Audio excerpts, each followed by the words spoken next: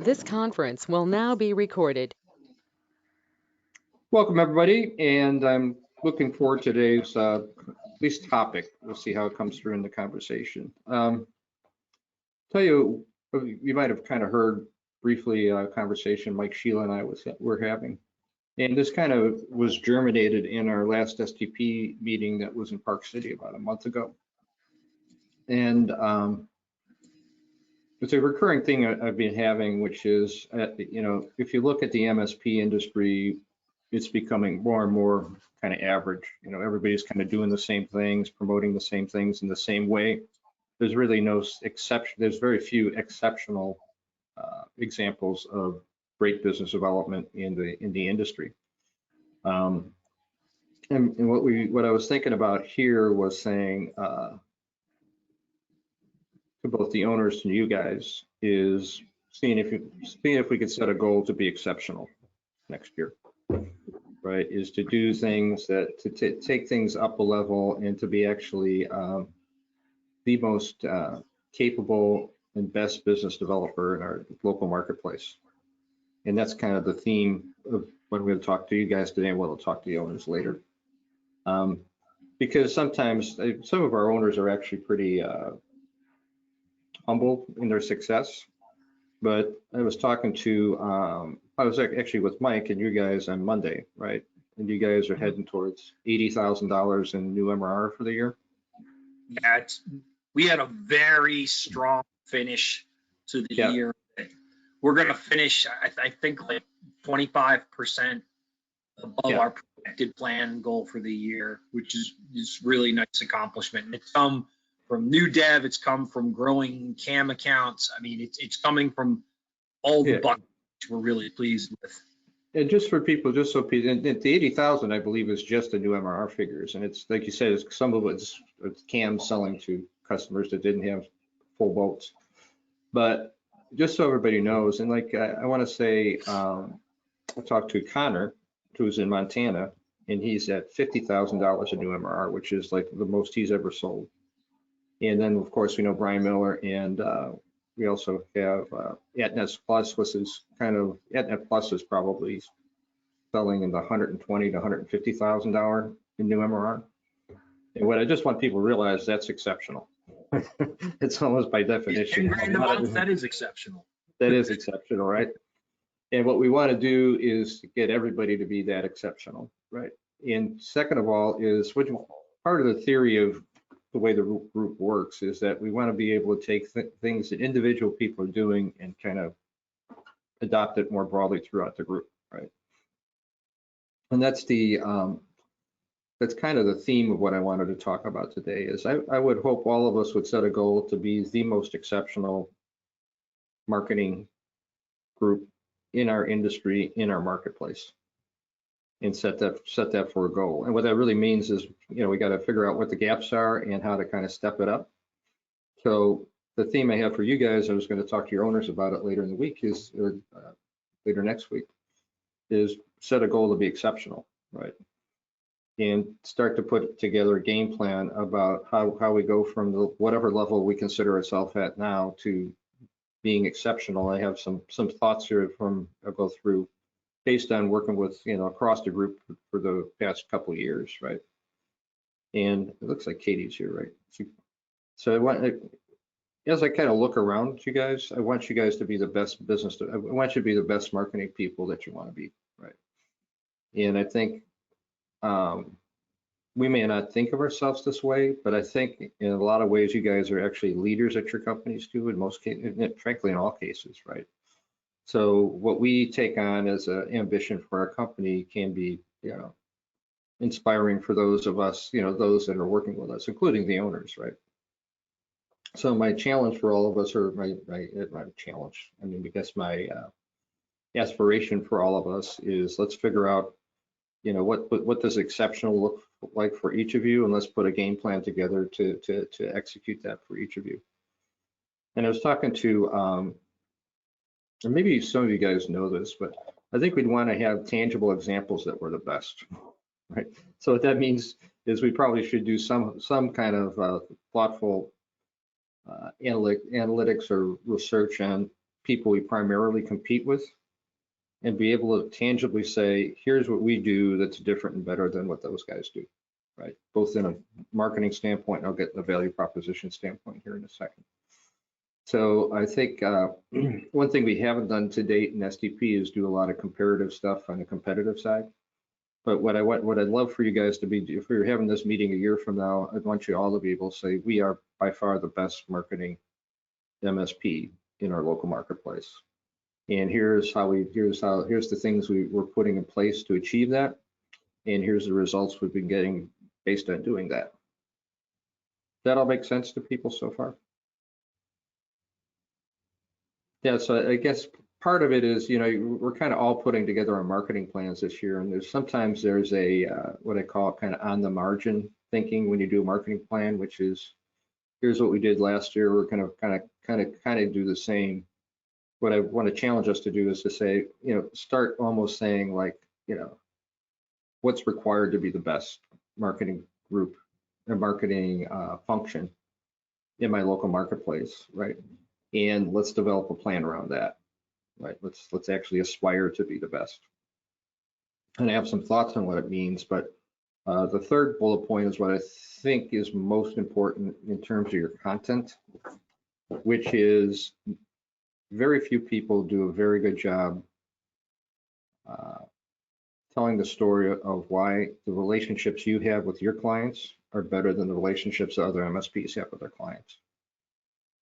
Right, so if we had one story, right, what we want to be able to do is, and what we found in, we're talking about this in Park City too, is we're finding that a lot of people that are changing now from their current MSP to more than ever, it's around disappointment with the quality of the relationship that they have with their current MSP, right?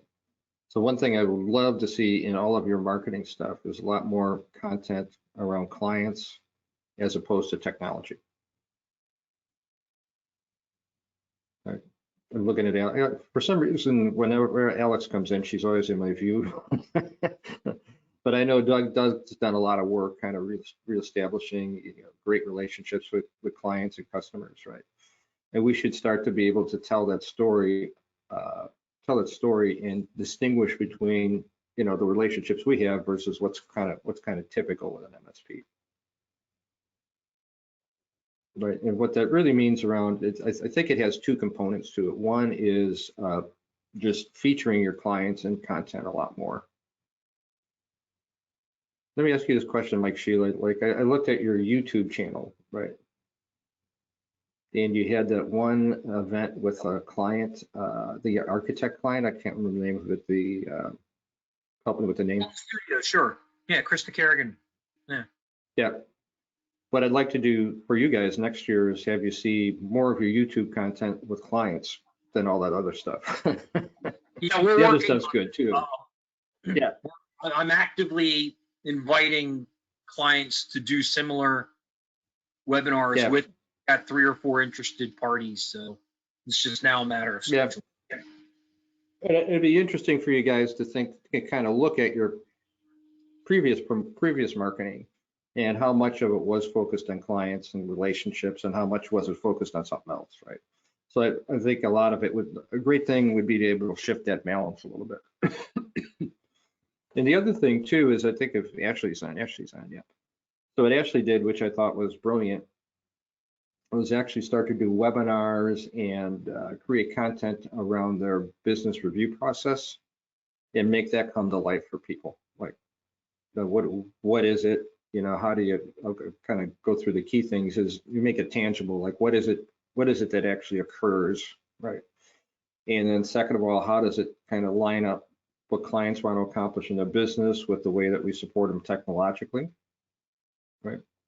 And what are the kind of big deliverables in a sense, which is largely the roadmap, right? So I think actually showing people that process, making it tangible, making it something that they can see and feel is another way for you to, I guess, completely differentiate ourselves from the competition, right? And then you see Claire's on, and I think I showed an example of this before too, is we want to embrace and actually kind of make sure it's part of all of our content is our differentiation by industry, right? Why are we the best choice for, looking at Derek now, why are we the best choice for law firms in Denver, right? Why are they the best choice for insurance companies in Denver, right?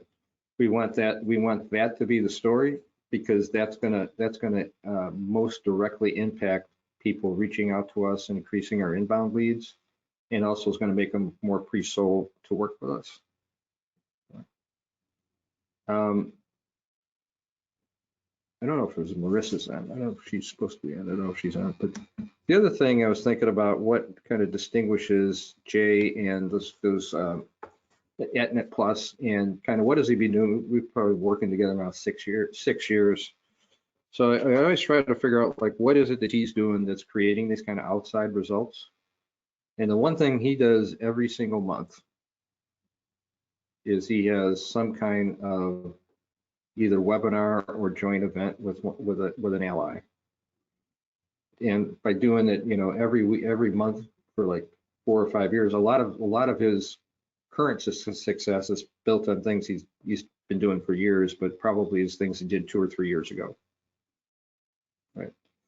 So one place I just generally see that there's an opportunity for us to do more is making sure that we're doing webinars with, and when I say allies, I'm actually thinking more like law firms, like accounting firms, like other professional firms, people that already have a lot of clients that we want to attract. I mean, events with vendors are good and all that stuff too, but I think starting to find true professional allies locally would be a really, really great emphasis in your marketing plan for next year. I'll pause there. Is anything I say not make sense, or what's people's reactions to where we're going so far? I just want you to have a different attitude when you put together your marketing plan this year. It's not so much, like a chore, but it's what I really want to do is to say, if we want to be the leading MSP in our marketplace, what does our marketing plan have? What is our business development plan, but marketing plan in your case, have to deliver to achieve that goal? The other thing we talked about, and again, this is something that's not necessarily Katie's on as well. So, Katie, are you there? What was the event? What was the dinner event that you guys had in association with the credit union trade show? Was it just a dinner? Yeah, we've done a couple. So we did 2 with the Montana Credit Unions, and we did one with the Montana Bank Association. Yeah. But with that, we completely dissociated and didn't do anything, like no conversations about business whatsoever. It was more so just to connect and build relationships with specific individuals that Meg needed to get in front of. Yeah, I think that's another tactic that we should universally adopt, actually, because I think that so there's that example. Marissa's not on yet, but Jay had the example of Top Golf, which I don't know what that is exactly, but he gets together with an ally. They kind of rent out this Top Golf place, and he brings 4 to 6 clients, and the ally brings 4 to 6 clients, and they just kind of introduce it, because the benefit of that is the clients meeting, or the prospects of the clients meeting each other, not necessarily us, right? So I would consider how you can take that approach to the max. Yeah, that's what I was thinking for, like, Katie is just wondering whether we couldn't start having events in like Helena and Great Falls that would just allow, for example, Marchanda to meet more people, right? And it's what I like. Go ahead. Well, that's definitely on our planning list for 2022 once he gets more established in his role. But yeah, with the success that Meg has had, I think that it's super valuable. We not just prospects that we invite, but we also invite current clients too, to help them. And again, we try to keep it as less company conversation and more just interactions on personal levels, but just making those connections within their communities is essential. And I think if we actually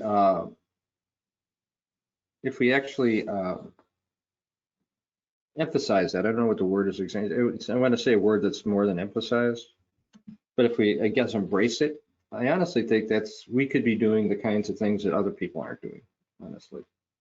Right. And I think what I believe is true is the more that we leverage our clients and use them as a draw to get other people to engage with us, we're going to be better than any MSP because that's not how they typically think. Right. I'm going to rely on Mike in this one too. But the other thing we want to do is we want to be in our local market. We want to be the best leverage. We want to make the best leverage of LinkedIn compared to our competitors as well. Right.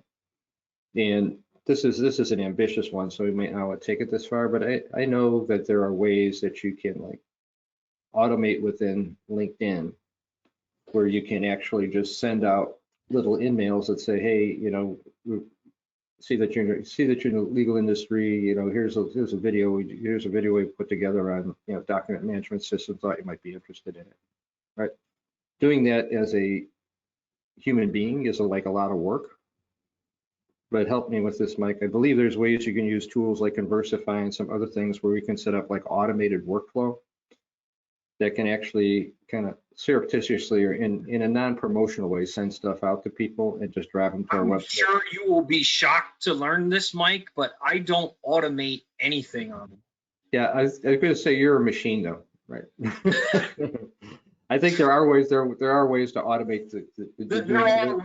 and I stay away from them because I really rely on it feeling authentic. Now, I will say that I do template a lot of stuff. Template, yeah, maybe that's a better way to say it. But specifically, like I'll create a list just of architecture clients. Yeah. And I can create a list great example. The latest episode of my podcast is coming out on Friday. Mm-hmm. And the guest is somebody I've known for a really long time. Mm-hmm. And I have 270 mutual connections with him. Mm-hmm. So what I did was I created a content filter on LinkedIn for that and reached out to each one of those people and said, hey, finally been on my show. Here's a link, tune in and check it out. Yep. So now I sent that to 270 people. They don't know that. They think I sent that to them. To them. Yeah. You're identifying exactly what I'm talking about, right? Which is, I don't think there's an MSP in your area that's doing what you just said, right? And I think we want to dominate the LinkedIn platform from a value standpoint within our marketplace compared to other MSPs, right? And what I've noticed with like you and a lot of people is you got a buttload of content just sitting there too, right? You have a whole YouTube channel, Alex has got stuff, Ashley's got a ton of stuff, right? I think we got to be thinking a lot of using kind of LinkedIn tools or other tools just to even remarket the content we already had. Right. So I think that's a thing we wouldn't think. Yeah, I don't think we would think of that as a tactic unless until you kind of put this new frame on it, right? Because normally we would set a goal that says we're going to post, 3 times a month times 12 months. That's going to be 36 posts, right? I think what we want to say is, what do we have to do to be the premier MSP on LinkedIn within our local marketplace, right? And it may be different answers for everybody, but I think that's worth at least considering being part of your marketing plan for next year. And then, what I'm going to try, we'll get to this at the end. What I'm going to try to do is for each of these areas, I'm going to get subject matter experts or other examples or people that are currently doing a good job to come and talk about all this kind of stuff. But I really believe that even if we did the things that are on this page before you get to the second page, we would be doing way more than any MSP in our local marketplace. Next page I have, real quickly. So we talked about client events. The other thing that I don't know if you guys do this, Alex. Do you guys have like a client advisory council or a client group that actually you get together with every once in a while? Not on an official basis, but that's one of the things that is in our marketing plan for 2022 is getting, we call it the PCAB, the Portland Internetworks Customer Advisory Board, getting the PCAB back up and running. So yeah, because that's something that Jay does religiously, and it's not. I want to just keep reminding people of the value of that for him too, because it's not necessarily a sales tool, but it actually helps him identify things he can do to be more valuable to clients, but also gives them kind of word of mouth. Yeah, that's one thing. Mike, Sheila, and I are kind of relatively same age. Is a lot of what they call social media or digital is just a different form of word of mouth marketing, right? And word of mouth business development. And in historic days, that used to be the primary way that people sold a lot of business. It's just taking a different form now. But just what I believe is true with Jay is just getting that group together, incent them to send him some more introductions and more referrals. Yeah. So number 2 might be a weird one to even put on here. But what I believe is true, and I saw this, there's a guy yesterday, I do another kind of peer group, sales peer group with DBG. And there's a guy yesterday who sold 5 new MRR clients in 1 month for like, I think it's like 10, 12 grand. So I asked him, how did you get all those clients? He said, I did a direct mail piece. That is the most phenomenal return I've ever seen a direct mail piece. How many did you send out? He said, I sent out 24,000. Now that's an extreme example of it, but at least what it proved to me is that there's still, and I've been paying attention to it in the literature and all that stuff, is direct mail is kind of back. And in many ways, it should be at least consideration of being part of your mix. And I think it's something that it's not, I'm trying to remember what he said. I think it was 40 cents per, so he spent like 10 grand. So he kind of more than broke even just on the first month's MRR. I'm not suggesting you send out 24,000 direct mail pieces, by the way, but I would just open your mind to how direct mail pieces can fit into things. I know Alex's approach with the 3-dimensional direct marketing at least got you some meetings and stuff like that. So think about how to include it both in a volume sense and in a kind of a surgical sense as well. So Mike, I'll share with you something that we literally just did this week that okay. I'll share the results in the coming weeks, but Tim actually gave me this idea that in a previous life, he had gotten chocolate lollipops shaped like a foot. And the little note card that they put in the box was, hey, I'm just trying to get my foot in the door. And the one problem was you can't do that in warm weather because they melt. So I went and found a company that makes lollipops that look like a little baby's foot. And I ordered 100 of those. And then I got jewelry boxes, like 2x2 jewelry boxes to put. I got 96 of those.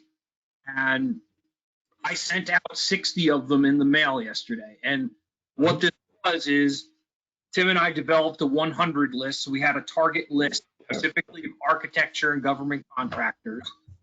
And everybody that got a lollipop has gotten at least 7 or 8 emails from me trying to get in touch with them. They have not responded. So they haven't told me to go away. They haven't given a qualified no. They've ignored me. They've just flat out ignored me. And I've reached out to them almost. So this is going to be the next iteration, and the tracking receipt that said, because they're all relatively close, that they'll all have the lollipops by Friday. So next Tuesday, I will do another email campaign to say, hey, what'd you think of the gift? Hopefully you see our sincere desire to do business with you in 2022, and let's schedule some time. Yeah, and I think the other thing that you, it just actually dawned on me as you're talking, like, too. The other thing I give Jay and Brian Miller credit for is if they try something and it doesn't work, they try it again and modify it. It's not like they give up on it, right? So the thing, the thing, I mean, Jay's is the best example of this, is something doesn't work, he just changes it and tries it again the next month, right? And I'd like to encourage people that have that kind of A/B testing kind of mentality and experimentation, and if something doesn't get you 100% results, doesn't mean it's a bad tactic. It means it has to be executed differently. So I would encourage everybody to consider having something similar to what Alex had done in kind of a high end. Do we ever talk about this book? It's called, I don't read books very often, but this is a good Audible book to give you some good thought processes. It's called How to Get a Meeting with Anybody. And have you seen it? Alex is shaking her head. Yeah, it's a good book. It is good food for thought, because they give all these different examples of, like, one guy was like an investment banker that sold M&A services. So like if he got a client, it was like, millions of dollars. So he would spend like $1,000 or $10,000 on things that would get, I think for some reason, I'm thinking he had something with like a sword and a sculpture of a sword or something like that. That literally cost him $1,000, and he sent it out to 100 people. But if you get one of those clients, that was the payback was infinite, right?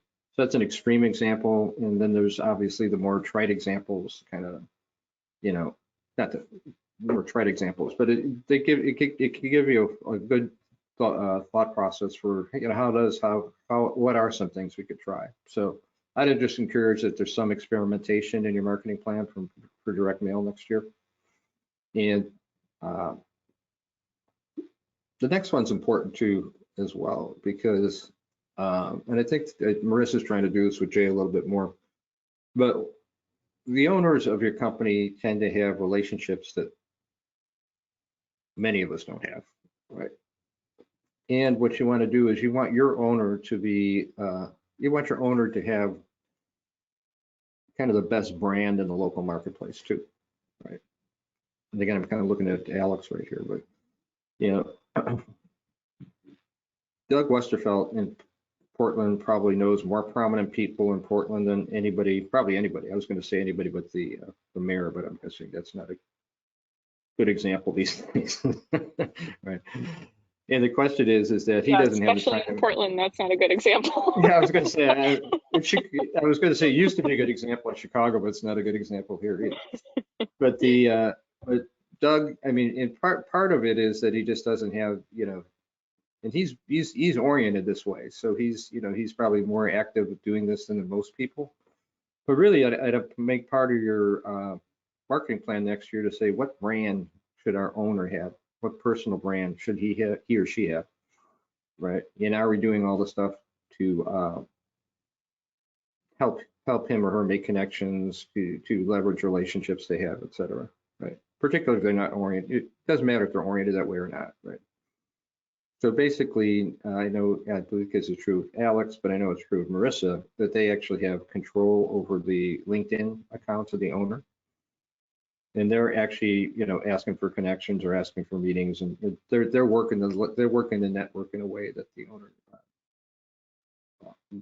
And the reason I'm so strong in this actually is, and again, these guys are humble, but these guys, somebody producing 25 to 33% growth is actually a rare thing. Like your owners are actually some of the more successful business people probably in your local marketplace. And you want them to be known as such, right? And many of them have, help me with this, Mike, how long has Keith owned that company? You've been doing this since like the 1990s anyway, right? 1999. Yeah, it's like 20 plus years, right? So they are people that should be, that have a lot of, I think, is Claire on? Yeah, Claire's on too. And the same is true of Pam Garcia, who's CEO of Ontario. Is they have relationships and they have connections and they have kind of brand equity that's I was going to say better, but it's just it has more impact, I guess, than anybody else in our company, right? So a real effort, and they may resist you on this, is you really want to take control of their connections, their relationships, and make sure that you're helping them kind of nurture those relationships in a way that they don't have time to. I would say, for example, in Portland, I can't imagine Doug Westerfeld is more than one phone call away from getting introduced to almost anybody he wants to meet in Portland. Right. And the things that keep that from happening is we don't have a list of all the people he wants to meet in Portland yet. Or we probably do. We may have it. And then two is we just need a process by which that happens. We'll get that in a second. The other thing I just wanted to commend Katie and the people in Montana on is, and I had not seen this to be the extent as part of a marketing mix there, you know, it's a bigger part of their marketing mix than I've ever seen anyplace else, is trade shows. And partially it is it's a Montana thing because it's a big state, and trade shows are where you get people kind of concentrated in one area where you could actually have a conversation with them and do stuff. But I would just consider, at least for one or two of your target segments, to consider being as active as you can be in terms of trade shows. And not only just doing the trade show, but it's using the trade show as a catalyst to set up discovery meetings, to set up these little mini events, set up these groups. Because I'm doing this from memory, Katie, but I was on a call with Katie and her team on Monday, and they did a trade show with credit unions, for example, which is probably a month or two ago, Katie. Yeah, that's right. And I want to say, I think you sold at least, I certainly know you've proposed at least 2 or 3 since then. And Yeah, looking since then, I think that's right. Meg's tracker looks like she has meetings with 4 or 5 others coming up, right? Mm-hmm. Yep. So it's kind of in the similar category as direct mail, in the sense that if you're not doing trade shows, I would consider at least including them in your thought process. To say, if we're going to go after, let's say, architects in Maryland, do they have trade shows? If so, when are they, right? What opportunities do we have to at least attend and set up some discovery meetings with clients? I probably told the story before, but it's one of my favorite Doug Westerfeld stories with Alex. Is Doug does a lot of work with both accountants and architects in Portland. And again, when he had more time to do some proactive business development, he could literally say, okay, here's like an architect and an accountant. I want to make sure we meet at their next event, the AI or the ASCPA. And before he even showed up, somebody had already arranged for him to meet with that person. One of his contacts or clients or friends or whatever would have already set up a meeting for that person at that meeting. And it was almost like shooting ducks in a barrel, or I don't know, fish in a barrel, because every time he did that, he got a client. Right.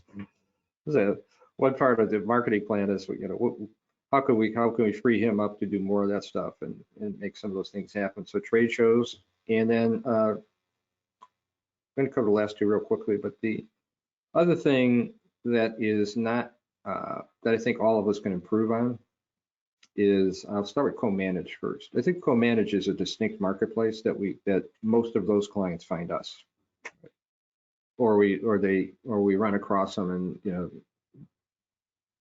it's a long-winded way of saying I think it's a big market that's kind of under, I don't want to say under promoted, but we don't really have a full story about what we do in co-managed in a way that we can interest people to come to us and get us to hire us to do that. I'm going to run a specific working session of co-managed at some point. But the other one, and I'd be curious what people hear, is the other thing that people talk about is moving people to the cloud and working with people in the cloud, right? And I'm not sure I've ever seen a marketing plan that included anything about cloud in it yet, and I could be wrong. Maybe you guys have done that, right? I just don't think in general we don't. When I ask people how does cloud fit into everything, there's not usually a very great answer to that. Ashley, are you on? She might be. Ashley's the exception if she can come on, but they actually have specific cloud offerings and all that stuff too. So I would just, as you're thinking through your marketing plan, think about, do we have clear value propositions, clear campaigns around those 2 things, cloud use campaigns and co-manage. And I think the last two are things we'll work on together for the rest of the year. But I think our real goal is to get more high quality inbound leads than our competition when you finally get down to it, right? If you said what's the end result of a great marketing campaign and being the best MSP based marketing people in our local market, we should have more people coming to our door than going to anybody else's door. And there are actually tools. So somebody was showing me some tools we can use where you analyze other competitors' websites and things like that, and how much traffic they get, who are the people coming to all that stuff, so we can actually start to track. But again, the point of today was just to give you give you one aspiration, right? Which is, as opposed to just kind of what did we do last year and what are we going to change this year? I'd ask you guys to think about how can we be the best and most dominant marketing force in our local marketplace. And it might be, the other thing I ask you guys to look at is the things that are kind of, we do them because they're easy to do, right? And they may have some value, right? I would just say, just set a goal for, we want to be like with Katie, we could probably actually measure this really easily, but I want, this thought came to me actually when I met one of the competitors to Katie's boss, a guy named Connor. And help me, Katie, how many significant MSPs are there in Montana? I would say that probably like 5 that we compete with pretty strongly. Right. So you want But out of there's that 5. quite a few. Yeah, no, I'm even saying, just even if you limit it to the 5, Yeah. we could take the rest and just assume they're not, doing as much as a 5. I probably met, I don't know when to use the name, but I probably met the person who was probably your top competitor or your second competitor. Right. Mm-hmm. And nothing against him as a human being, but just meeting that guy, I would say nobody should hire this guy instead of Connor. Maybe he has other people working for him and stuff. And it says that for that to be true, people need to know who Connor is, know who you guys are, and how you're different from that company, right? And I think the clearer more apparent, and the clearer we make that distinction, the more successful we're going to be. We want people to show up like at our website, already prepared to hire us, already prepared to reject those other people. Right. Then again, not making judgments as a human being or anything like that. But I think because I reflect on the people that are in STP, and they are remarkable people, right? And they have built pretty remarkable companies and producing pretty remarkable results. So what we want to do is say, how do we let everybody else know how exceptional we are and why they should be predisposed to use us versus other people. Right. I just want that to be your attitude as you're developing your marketing plans this year. Well, that was a lot. I just had 2 other quick things, and then I can wrap up. So so this is the 6 pillars of things you guys have seen. The basic idea here is it says you want to be leveraging all the different channels in order to be able to get this qualified discovery meetings, right? And again, probably 90% of your clients are doing, not your clients, 90% of your competitors are really focused on 1 or 2 of these things and kind of doing it half-ass. Excuse me, language. So we went through this at the Park City, and we said, if you rated yourself on a scale of 1 to 10, 1 being, we're not doing anything, we're not doing much, we're not getting more results, 10 being we're doing a lot and we're getting results. We went through each of the analysis of each of these channels for each of your companies, and your owner rated on a scale of 1 to 10 about how good we're doing. Right? And 2 things came clear. Nobody rated themselves above a 7 on any of them. And then 2 is nobody had like a uniform number of 7 across all 6 pillars, right? So again, this is just a template for you guys to use to say, if we needed, where do we stand in each of these channels?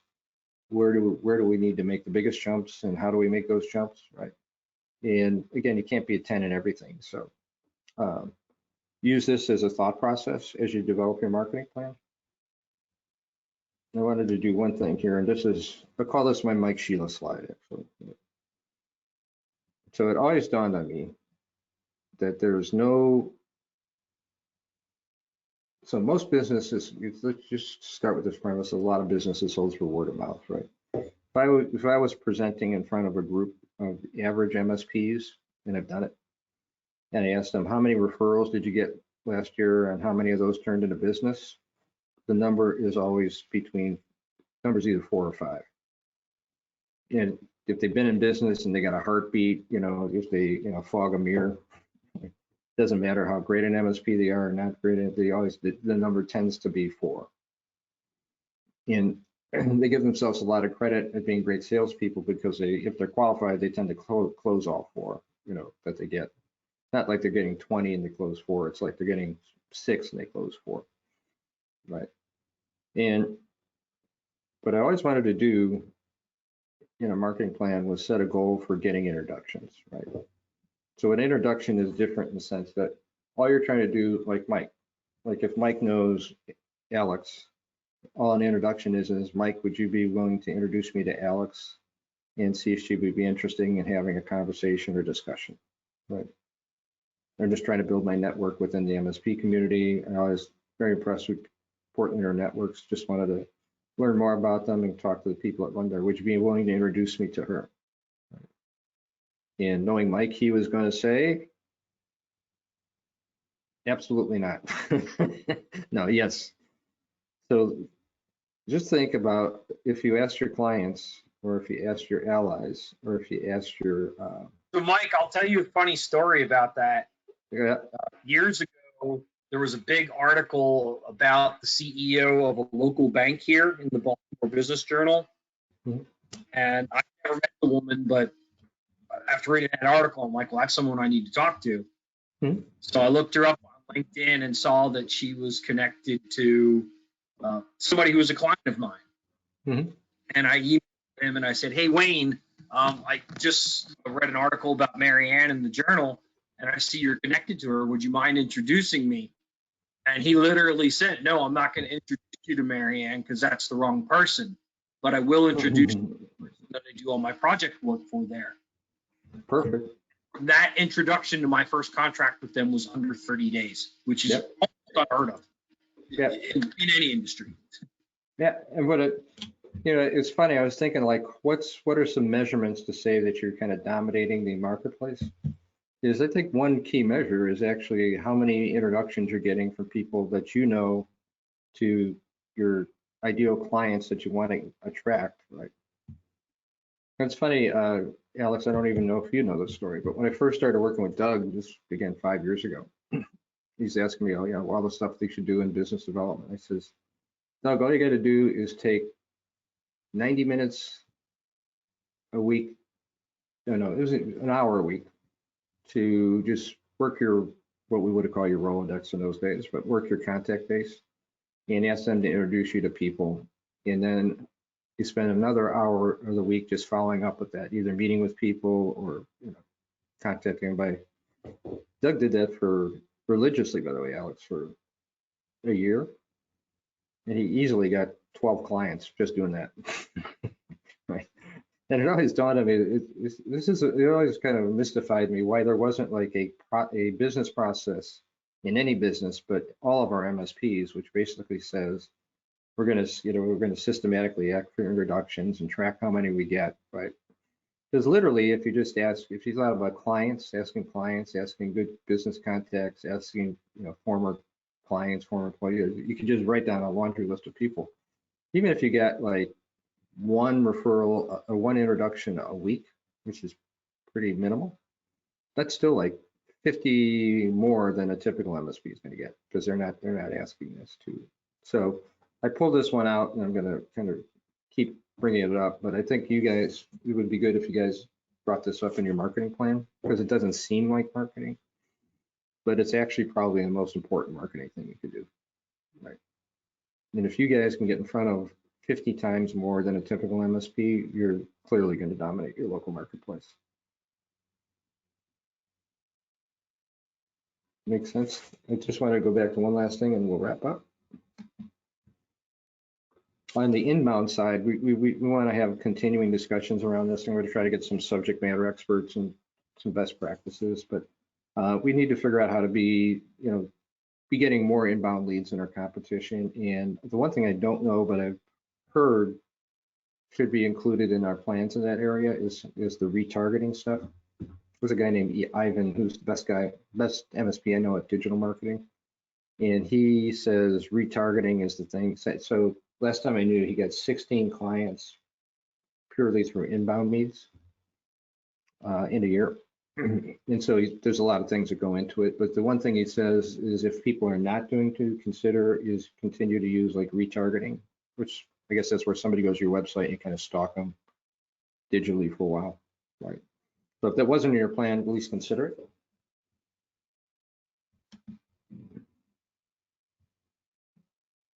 And I'll touch on this really quickly. Spend a lot of time thinking about allies. I think if there was one pillar that is probably outside of J, kind of the weakest across the board, it's with allies, right? And again, an ally, Mike, Sheila's got a lot going on with allies, but I would say, oh shit, here we go. When I say allies, I'm saying more like people like accountants, like lawyers, like human resource consultants. Think about people that have a business relationship with the clients that you want to attract, and find ways that you guys can do joint webinars. You can do cross introductions. We talked about all the stuff, so I won't go through it. But allies tends to be the part where we have the weakest link in our marketing plans, business plans, right? And when I say allies, I mean in addition to vendors. I wouldn't consider vendors allies as much. I think I consider vendors people that they're kind of an ally, but they're not the type I'm talking about, right? Because they're trying to attract clients. You're really looking to find people that already got clients, right? And how can you guys work together as business partners to help them get more clients and you get more clients and do it kind of on a business partnership level. So if there's one weak part, two weaknesses I see in most marketing plan is this whole idea about introductions and the fact that we don't have a lot of professional allies helping us get business. Those would be two places I really look. So what I want to talk about is this group. Next time we get together on the 15th, Marissa is going to, and Teresa probably are going to pull out the 2020 plan for AtNet Plus, just so you guys can see what they're doing, see if there's any ideas you can borrow, you can leverage and help improve. What I'm going to be doing next year, I'm going to add a couple more members for this group. I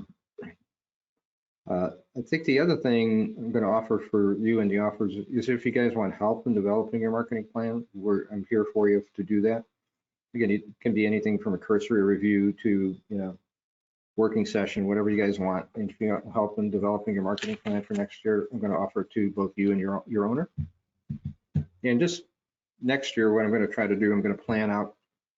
So we'll go to the 15th, and we'll skip obviously till next year. And then what I really want to start to do is have like a cadence where you have a subject matter expert one meeting, and then a group best practice the second meeting, right? So I'm going to start to have each month, hopefully against that framework that we had up at the front, say let's have somebody who knows about LinkedIn automation come present to us, right? So I could use your help in identifying if there's particular types of subject matter experts you'd want to hear from. That'll be helpful to me. And I'm going to start to ask people to review a best practice if they don't mind as well. And also going back to members, if you guys know any marketing people, when I say members, I'm probably going to add like 3 or 4. But anybody that that's in a marketing function at an MSP that's non-competitive, if you want to send me their names, I'll try to recruit them to join this group. And then we can it just gives more examples and more kind of a community for you guys to interact with. Right. That's all I had. Anybody have any ideas or problems or anything to bring up with the group?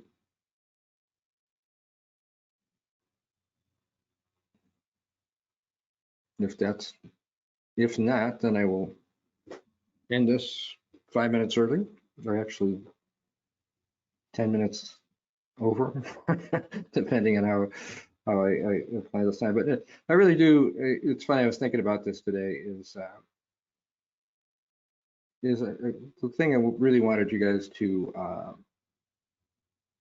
buy into is the mindset. Right? You guys all pretty much work at phenomenal companies, right?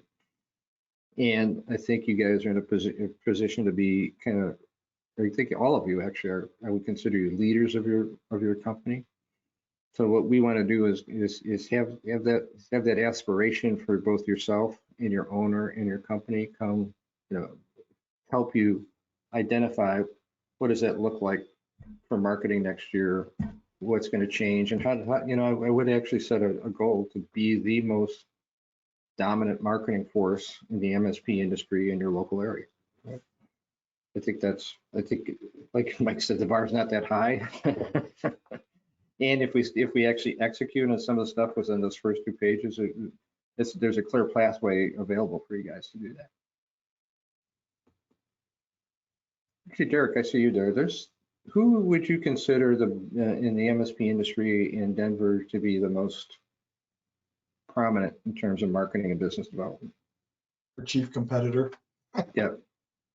Yeah. What's the name of the company? Platte River Networks. Platte River Networks. Okay. Yeah.